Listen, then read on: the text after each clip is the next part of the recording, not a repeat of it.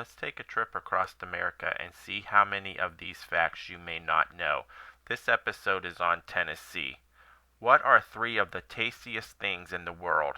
Chocolate, graham crackers, and marshmallows. A Chattanooga bakery decided to combine all three, giving America the moon pie in the early 1900s.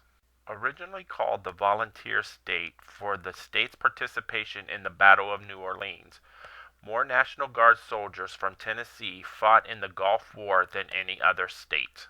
The Grand Ole Opry is home to the longest running live radio broadcast in the entire world, starting in 1925. Tennessee is bordered by more states than any other state except for Missouri, with which it ties at 8.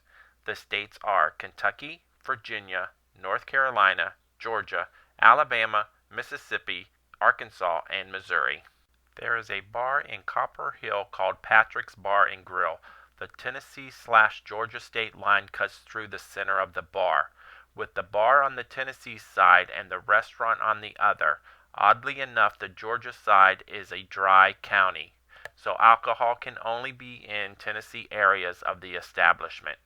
There's only one monument in America honoring both the soldiers from the Confederacy and the Union. It's located in Greenville at the Greene County Courthouse. Before Piggly Wiggly started letting customers do shopping for themselves, in 1916 in Memphis, there was no such thing as a self-service grocery store. Creator of the world's famous Tennessee whiskey, Jack Daniels died after angrily kicking a safe and hurting his toe, leading to the blood infection that would be his demise. A lot of places claim they invented Mountain Dew, but according to the company, the neon syrup goodness was first created in Knoxville in the 1930s as a new drink to mix with whiskey. The Tennessee Aquarium is home to the largest freshwater aquarium in the entire world, with over 7,000 animals housed in the entire complex.